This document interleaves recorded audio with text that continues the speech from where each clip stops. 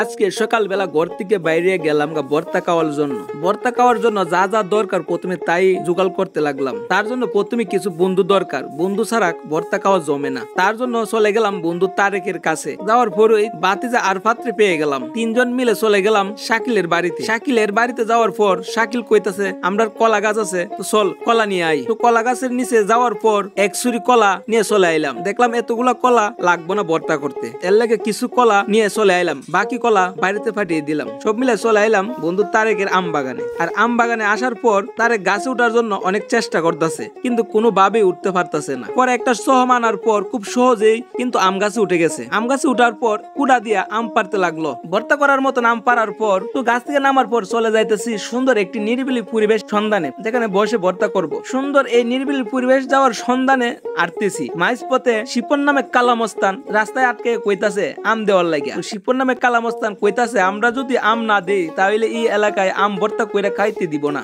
পরে ডরে একটা আম দিয়া দিলাইলাম, দিয়া যাইতে লাগলাম আবারও সেই নিরিবিলি পরিবেশ সুন্দর জায়গায়। তো সামনে যাওয়ার পরেই পেয়ে গেলাম সুন্দর এক জায়গা, এক পাশে পুকুর আর অন্য পাশে চাষা জমি, যা দেখতে সত্যি অনেক সুন্দর একটা পরিবেশ। ঠান্ডা বাতাস গা বয়ে যাচ্ছে। তো আমরা এই জায়গায় ভর্তা করতে লাগলাম।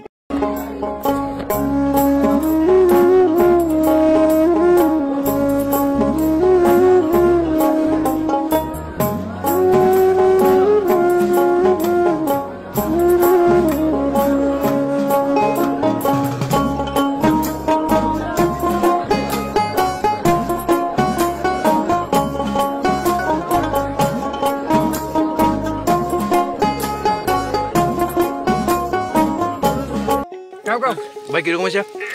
একবারে বাদ। ভর্তা তো আমি নিজে বানাইছি। ভাই কিছু বলেন আপনি? আমি খাই নাই। টেস্ট করুন কেমন আছে? কিছুটা ফালতু।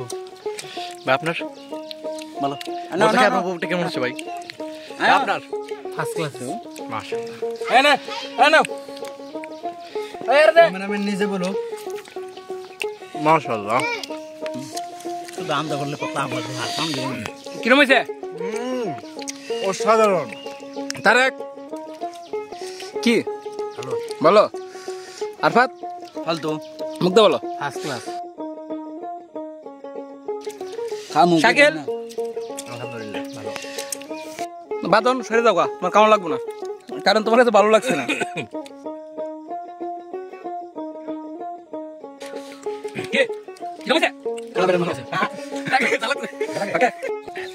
বর্তমানে করছো লয়ে যান বর্তমান লয়ে যান। আমি আছি না।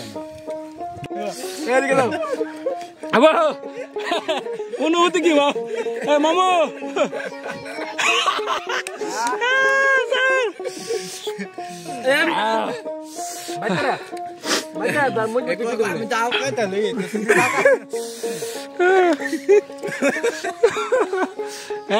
কি করবে?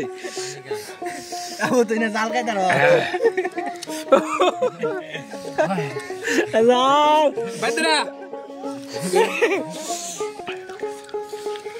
যে ডাল